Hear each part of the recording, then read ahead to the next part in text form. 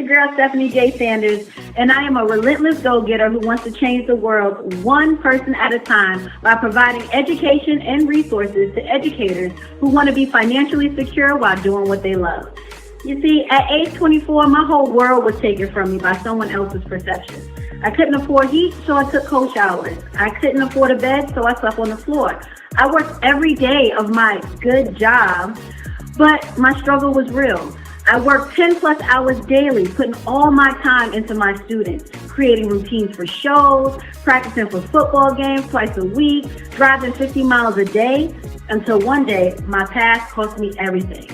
And that's when I realized that the value I added to that good job meant nothing to them, but everything to me. So I'm here to show you how to leverage your skills so you will never have to worry about outside forces taking what you worked so hard for. You are in control of your legacy, so be the person you never had with the knowledge that will change your life.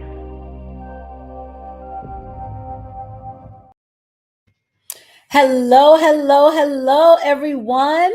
I hope you guys have had an amazing day. You are in for a treat. We are here for another interview with an author. My name is Stephanie J. Sanders, and I am the visionary for the To Teach or Not to Teach Beyond the Classroom, Volume 3. Volume 3, yes.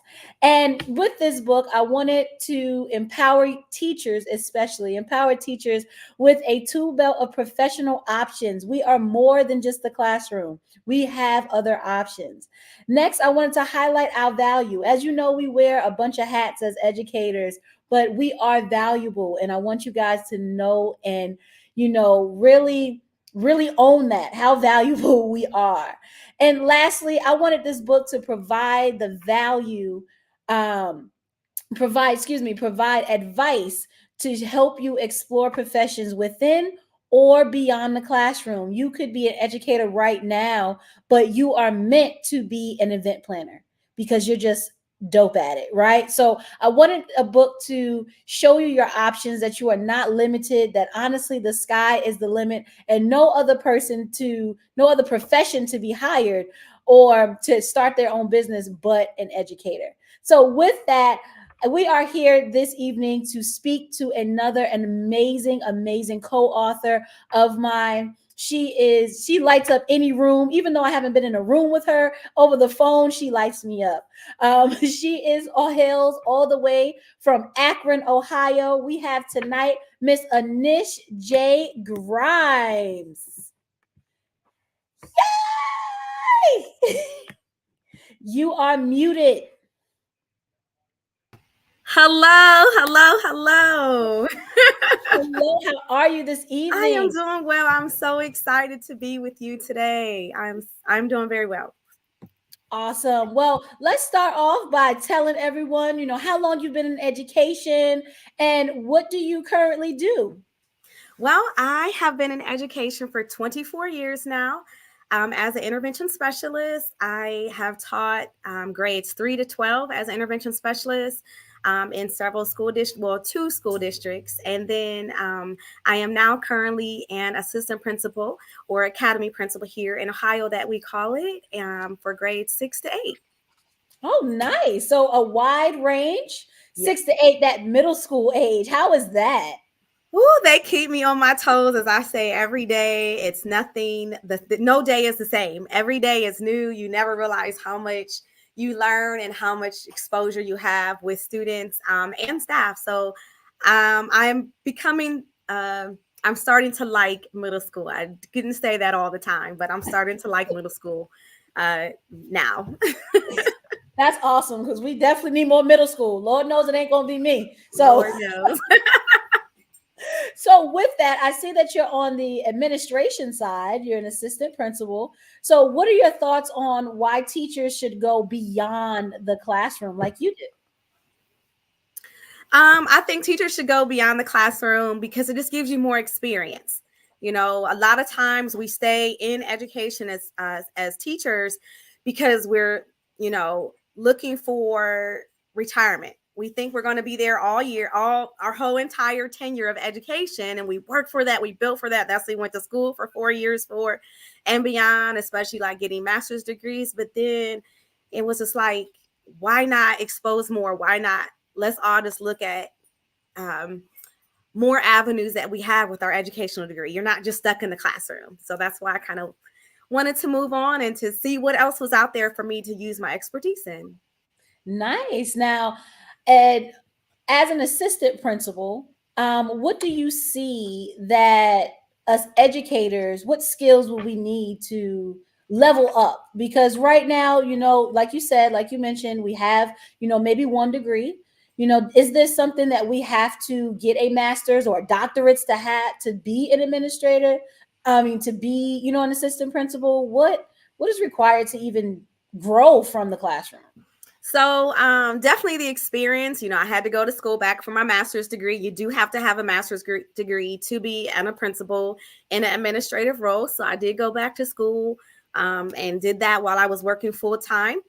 It does require, outside of your educational portion, you need to be flexible. And I'm not going to speak much about my book or my chapter, because I kind of talk about a little bit of those skills that I feel that it's necessary to be within in the administrative role. But I feel like definitely, being able to have that tenacity to keep going and to go after what you want, like in administration, there's so many darts coming your way and fires you put out every single day. So I don't know if there's a full way to discover all of administration and all the roles or all the things that you have to do, but definitely just being able to step in and just go with it, being flexible, and being able to take what come at you, take what comes at you and be able to walk in grace in that place as different things are going on. Like, it's so important to be able to do that.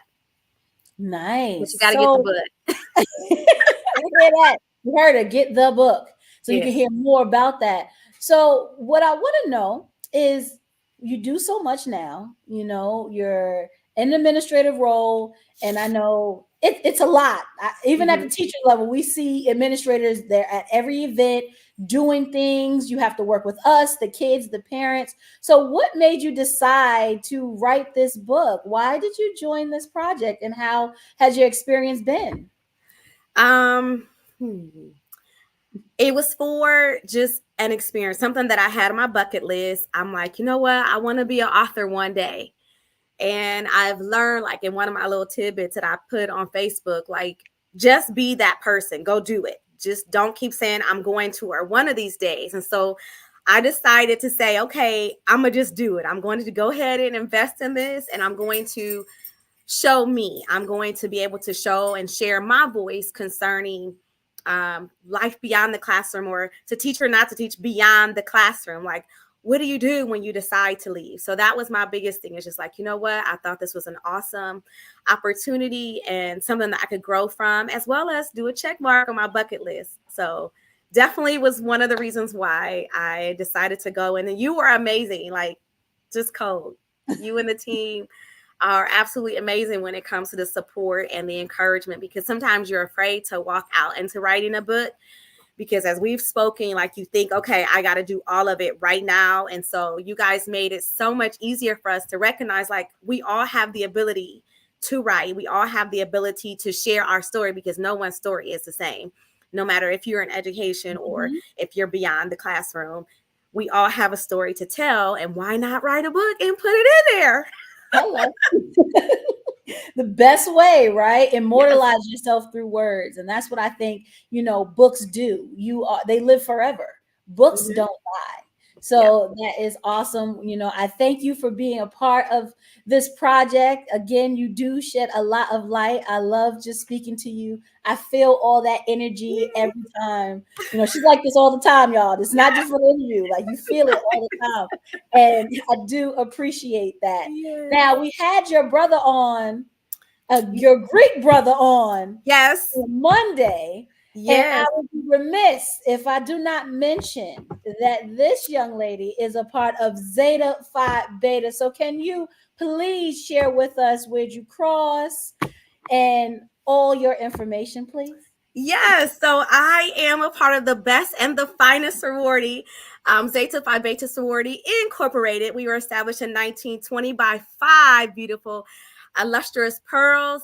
I decided to join this sorority just because of the finer womanhood and the idea of being able to come together with like-minded individuals and to share in sisterhood and community service. And I've already done those things, so it was an awesome opportunity. I also crossed with my twin sister. And so that was also fun because we were able to both join. We both just decided to join Zeta Phi Beta Sorority Incorporated in December of 2020. So it has awesome. And we literally crossed during COVID year. So it was the craziest experience, but I enjoyed it. And I love my line sisters and all of those. And of course, I'm not going to forget to shout out my frat brothers. I cannot forget them. Phi Beta Sigma fraternity. We are the only constitutionally bound fraternity and sorority. So I salute my brother Chris, my frat brother, and all of those who are part of both Zeta Phi Beta Sorority Incorporated as well as Phi Beta Sigma. Nice. And the Divine Nine, girl. I hear that. Okay.